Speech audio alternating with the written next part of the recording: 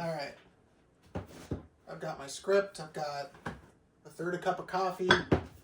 Let's do this. Hello, welcome to Cosmic Sophistry, where I derive absolute nonsense from first principles. Numbers! This video is about numbers. The internet would not exist without numbers, but then again, neither would my credit card debt. So on the whole, I'd say I'm mixed about numbers, but are numbers real? In one sense, no, obviously numbers aren't real. You won't ever bump into 3 on the street. You can't say hi to your local square root of 2. Euler's constant isn't going to threaten to bust my kneecaps, though my landlord just might. You can't go to your local grocery store and find Kellogg's branded rarefied essence of 7. Scrumptious. But in another sense, numbers kind of are real. If I had 1 pizza and you gave me another pizza, I would have 2 pizzas. Not for long, but you get my point. It'd be wrong to say 1 pizza plus 1 pizza equals 17 pizzas. I've solved world hunger! It's almost like the universe is conspiring that whenever you put 1 and 1 together, you always get a big fat 2. I heard once that this Joshua guy once multiplied fish, but I wasn't there and nobody thought to take videos, so I'm skeptical. So maybe numbers are real? Enter mathematical Platonism. Mathematical Platonism is the idea that somewhere deep down in the core of the universe, math is a thing that really fundamentally exists for real. The same as this mug exists for real.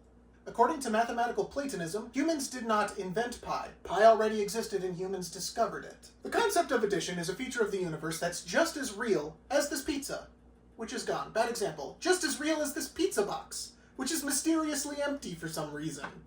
Oh no, another mysteriously empty pizza box! So let's add that to the idea slate. Postulate 1, pi is real. Pi is encoded into the existence of the universe somehow. This is the idea slate, by the way. I stole it from a great video game with a so-so sequel. But let's forget all about Plato and pi and pizza pie for a minute and just talk about other ways that we can use numbers. Did you know that this video that you're watching right now is also a number? Wow, that's a big runtime. All of that is just one big number. So this video is probably somewhere in the ballpark of 1500 megabytes of data large, which is about 3 billion digits hexadecimal. YouTube keeps this 3 billion digit number in a server somewhere, presumably. When you clicked on this video, YouTube found that number in one of their servers and sent it over a series of magical tubes directly into your computer. Your computer has a program which takes this number that it got from YouTube and turns it into the video that you're watching right now. Hi, you're watching a number. That's what a megabyte is, by the way. It's just a measurement of how big a number. It's sort of like how a yardstick measures distance, except a yardstick has actual units, whereas a megabyte is just a cardinal number that's masquerading as units. The word byte just means an 8-digit binary number. That's 8 either zeros or ones, and mega just means there's roughly 1,000 of those. It's not 1,000 exactly for math reasons that we don't need to get into. Don't worry about it. But I digress. The 3 billion digit number, which is quite literally this video, doesn't necessarily need to be on a hard drive on a server that Google owns. It could, for example, be on a hard drive on my computer, or on a flash drive.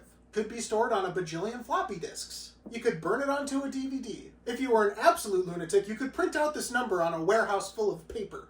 If you print it on both sides, you need roughly 850,000 sheets of paper to do this, which coincidentally is roughly the number of times that John Green has signed his name. Heck, if you thought using paper wasn't insane enough, you could literally describe this number by carefully arranging painted rocks on the surface of the moon. Or if the moon is too far and that just sounds like too much work, you can always just use the parking lot below your apartment to spell out obscenities. This is a whole lot easier.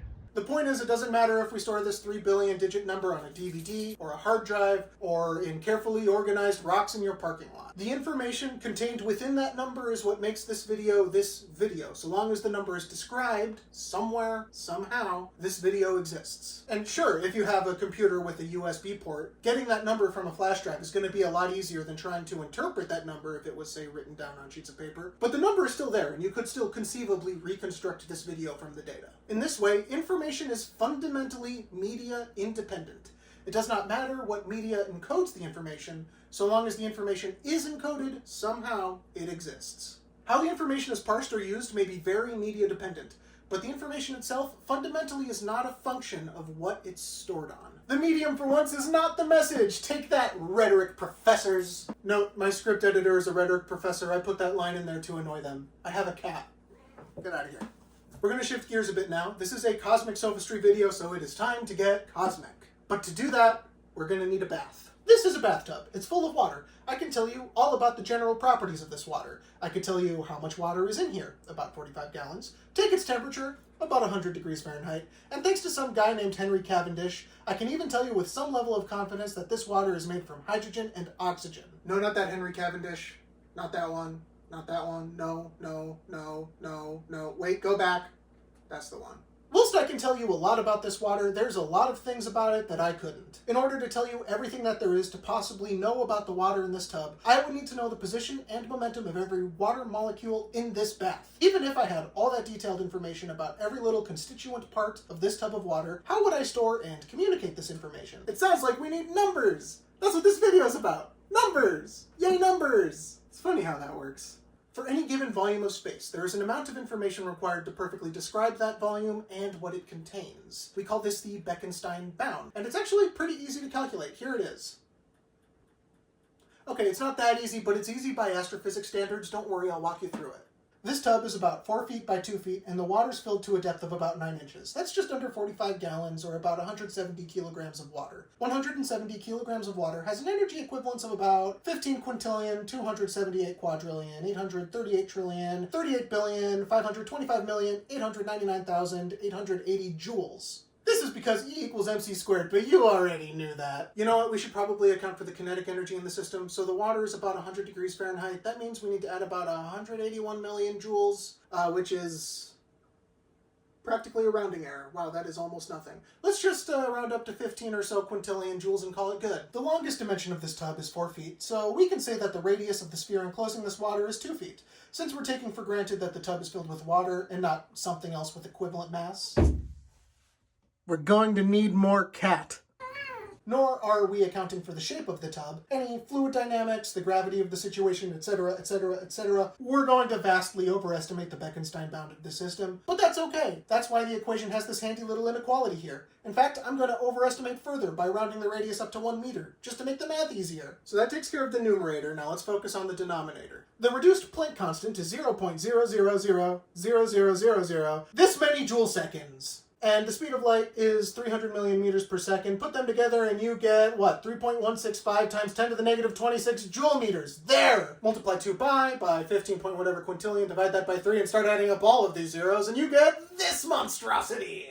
That's 3 times 10 to the 45 nats, and no, I am not keeping track of significant digits. You can't make me! For the record, a nat isn't a unit. A nat is just a way of saying this thing is just a number. It's just, hey, that's what this video's about, numbers! That is 3 quatuor decillion distinct possible configurations of water in this bathtub. Well, configurations of energy in this sphere, but like I said, we're overestimating. Divide that by the natural log of 2 to get 4.4 quatuor decillion bits of information, and you have a number of cosmic proportions. Like Cosmic Sophistry, it's in the name. Is that what you want, Big Daddy YouTube? Is that gonna make you happy? Have I mentioned how much I love that word, quatuor decillion? Tangent time! To give you an idea of how many 4.5 quatuor decillion bits of information is, a 1 terabyte hard drive can store about 8 trillion bits of information. 8 trillion sure sounds like a lot, doesn't it? But we're dealing with orders of magnitude here. 4.5 quatuor decillion divided by 8 trillion is 550 nonillion. It would take 550 nonillion hard drives just to store a single configuration of water in my bathtub. The average mass of your 1 terabyte hard drive is about half a kilogram. That means that in order to store my single bathtub configuration, the combined mass of your hard drives would need to be 100 times the mass of the sun! Damn you, son! Suffice it to say, my lifelong dream of perfectly simulating my bathing experience is forever unattainable! 4.4 quatuor decillion bits may as well be infinite bits as far as my deranged fantasies and your local hard drive retailer are concerned. But even if this number is practically infinite for any reasonable, or in my case unreasonable endeavor, it's not actually infinite. There are fewer atoms in the universe than ways to fill my bathtub. There are fewer games of chess than ways to fill my bathtub. I think I didn't actually do the math to check. But that's okay. The number of ways to fill my bathtub is still finite. Quatuor decillion is big, but it's not infinite. And that brings me to my point. Any volume of space, no matter how large, contains a Bekenstein bound. It could be my bathtub, sure. It could be my entire apartment, the entire city, the planet, the galaxy, the entire visible universe still has a finite Bekenstein bound. The visible universe, by the way, contains everything that can ever and will ever have anything to do with you in any capacity. It's about this big, has about this much mass, and I'm not going to calculate the Bekenstein bound of it. I don't need to. I've already done enough math. Do it yourself! And sure, the Bekenstein bound of the universe might be cosmically, comedically large. It is, by definition, a number bigger than the universe is capable of containing. But it is still a finite number. And if it has a finite Bekenstein bound, it has a finite number of possible distinct configurations, and therefore can be described with a finite amount of information. And that's postulate 3. The universe could be described with a finite amount of information. Put it on the slate. Don't worry, we're about halfway done. Okay, all of these cosmic numbers are starting to get to me. I'd like to go back to small numbers, please. Let's talk about pi. Pi is what, between 3 and 4? You could round that to 10, or 0. It's practically 0 compared to what we were just talking about. I like pi. Let's do pi. Pi is pretty cool. It's the ratio of a circle's diameter and its circumference. If you take a circle, any circle, no matter what size, small circle, big circle, and divide those two, you will always get pi. And pi always comes out to 3.14 or thereabouts. And that's weird. That's like not intuitive to me. But it's going to get weirder because pi is a special kind of number. A special kind of number with very special properties. We give these special numbers a special name to distinguish them from all the other numbers. A name to signify their rarity and importance. A name so befitting their grandeur that to utter it in normal conversation would befuddle the uninitiated. And what is the name for this special kind of number, you ask? A normal number. Yeah, the name sucks, but it's a descriptive name because most numbers, the vast majority of numbers, in fact, are normal numbers. It's the integers and the rational numbers that are weird. A normal number is any irrational number with an even distribution of digits in all bases, or an even distribution of all equal length sequences of digits in any base. To put it simply, a normal number must have the same amount of all digits. There must be the same amount of 3s, as 7s, as 6s, as 9s, etc. I could make an irrational number by rolling a 6-sided die infinite times, and you'd come up with something like this. But it wouldn't be a normal number, because there's no 9s in there, are there? There's also no 8s, or 7s. You gotta have the 7s. If I did the exact same thing but rolled a 10-sided die once every 5 digits instead of a 6-sided die, sure, now there might be the occasional 7, but it's still not a normal number, for 2 reasons. One, there are proportionally fewer 7s, and also, you might see the sequence 741 in our number, but you'll never see 777, and since all sequences are not represented equally, it's not a normal number. This is also not a normal number. So without getting too rigorous for Daddy YouTube, you're not my real father.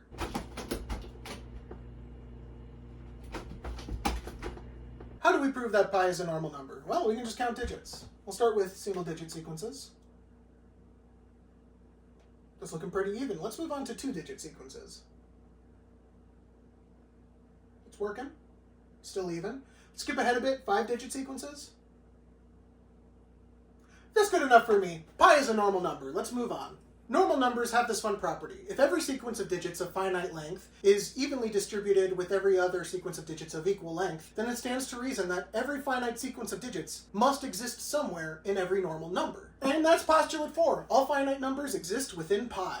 My video is inside of every circle! Okay, we've got a lot of stuff on our idea slate. I think it's time for us to start drawing some conclusions. If you've made it this far in the video, my god, don't you have anything better to do? If the visible universe can be described with finite information, and if information is fundamentally media independent, then there must exist a finite string of digits which perfectly describes, i.e. contains, our universe. And if every finite string of digits is in pi somewhere, that must mean that our universe is somewhere in pi. That's conclusion 1. We're putting that on the idea slate. The entire universe is inside every circle. That's right, a shape. It doesn't just contain my video, it contains the whole ding-dang universe. In fact, it doesn't just contain our universe. If it contains all finite strings of digits, it contains every conceivable universe. In fact, strike off that conclusion, we're gonna update that. Conclusion 1.5. Every universe is in pi. But wait.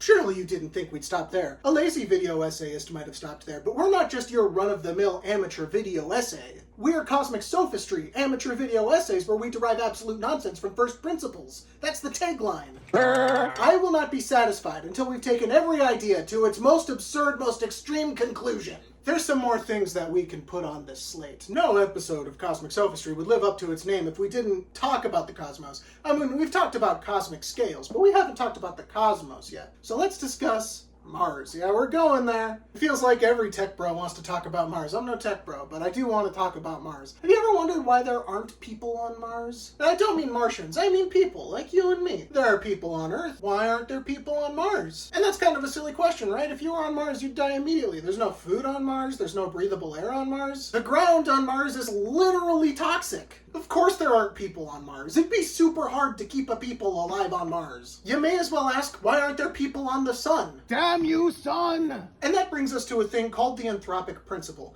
The anthropic principle goes a little bit something like this. An observer, that's you're an observer, must observe an environment which is capable of having observers. Here's an example. The universe is 14 billion years old, or thereabouts, and the stuff that the universe is made of likes to naturally form hydrogen gas. It just does that naturally. But other elements heavier than hydrogen, need to be created in stellar processes. And this takes time. If the universe was only 1 billion years old and not 14 billion years old, there wouldn't be enough stuff to make rocky planets like Earth. Or you, for that matter. You're made of heavy things. So of course you don't live in a universe that's 1 billion years old. If you looked out of the window and saw a universe in which you couldn't possibly exist, that'd be really, really weird. But if you do like a Missy Elliott, take the anthropic principle down, flip it and reverse it, you can actually use it to make predictions. Instead of saying the universe is 1 billion years old and therefore capable of making a people, flip it around. You are a people, therefore the universe must be older than 1 billion years old. Now in practice, the anthropic principle isn't really great for making super detailed predictions, but sometimes it's the only tool you have, and when life gives you lemons, you make rarefied essence of 7. Let's say hypothetically I had a bag of numbers, not the platonic form of numbers, just like numbers written down on slips of paper. In fact, I can get a prop.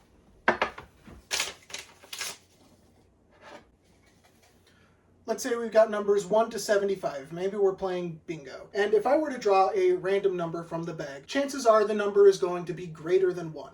There's a 1 in 75 chance that I draw a 1 exactly. The other 74 options are greater than 1. Thus, we can say that the average slip of paper in here is greater than 1. Now, I'm just as likely to draw any specific number. I'm just as likely to draw 14 as I am to draw 1. I'm also just as likely to draw 75 as I am to draw 1. But chances are, one of the numbers that I draw is going to be bigger than 1. The same is true if I draw 3 slips. Chances are they're not going to form a consecutive straight. Sure, I could draw 1, 2, 3, or 7, 8, 9, but more than likely the 3 numbers that I draw will not form a consecutive straight. Now, I'm equally likely to draw any particular combination of 3 slips. I'm equally likely to draw 1, 5, 75 as I am to draw 14, 15, 16 as I am to draw, 7, 49, 3. They're all equally likely, but most of the things that I could draw do not form a consecutive straight. So we could say that the average combination of 3 slips is not a consecutive straight. So what does this have to do with the anthropic principle?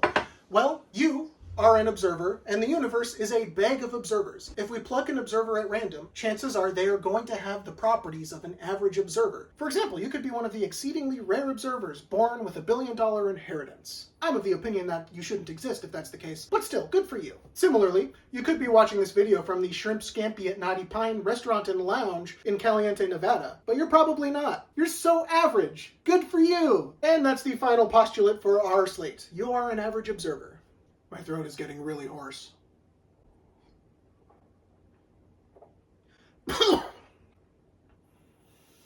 Almost done. Okay, now let's look back at what we know. We've concluded that every universe is contained within pi, and that you are an average observer. Where does that get us? Well, we haven't really examined these other universes in pi. Let's take a look at those. What do these look like? Sure, there's one long string of digits in pi that represents our universe, but in a normal number, and pi is a normal number, every distinct sequence of digits is just as likely to appear as every other sequence of digits of equal length. That's what makes the number normal. That's why it's such a normal number. So let's call every string of digits about the same size as our universe another universe. Most of these universes won't look anything like our universe. They'll just be random static punctuated by the occasional pattern. And the ones that aren't will just be random collections of objects and events with no logic to them. Our universe, in contrast, has rules, laws, which are either never violated or violated so rarely that it's very difficult to document. For any randomly selected string of digits in pi, the size of our universe, most of them are gonna look like nothing. Okay, so these random static universes are more common than ours, that's fine and all. How many of these universes have observers in them? To calculate that, I'm gonna need to do the math I avoided! No!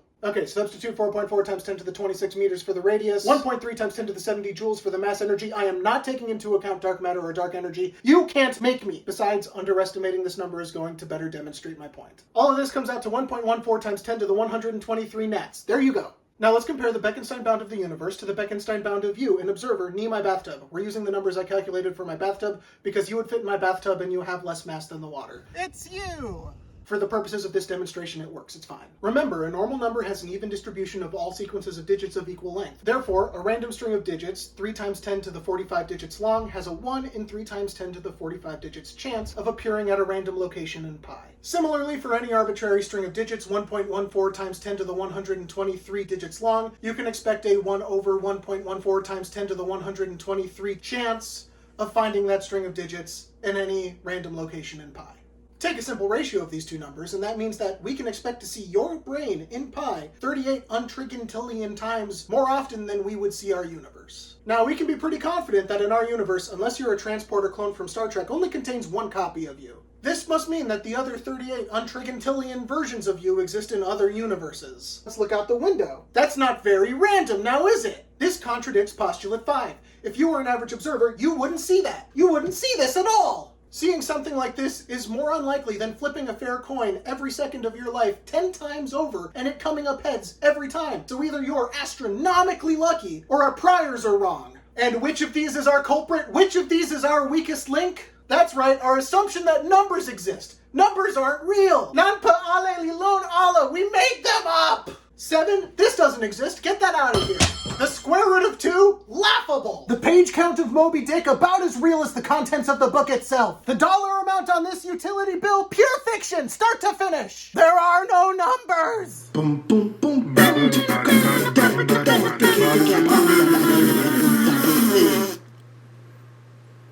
Scoopity-dee-bop. Hi Chris, it's like 7:30 a.m. I'm about to drive to work. So there's the video essay I promised. I hope you liked it. I apologize for the terrible audio, but I just don't care. You've probably noticed a bunch of issues with my argument, and if you haven't, shame on you, because the point of the argument was to be a terrible argument. The next video that I upload will be the video where I take down all the problems in the essay you just listened to. I really liked your video. The part where the water main broke above you was hilarious. Have a good day. Hello, welcome to Cosmic Sophistry. Sophistry? I don't know how to pronounce that. I'm gonna go sophistry. What are you doing, you dork? Okay, hi. I'm trying to do a shot okay. Yeah, hi buddy. This is gonna be my life for the next 3 hours. Not you too. That is 3 quator decillion distinct possible. Hi cat. I'm trying to record a video. You gotta leave me alone for a bit. Get out of here. The internet's gonna learn that I punch cats. Punch. Punch. Punch. Oh, I forgot my shirt.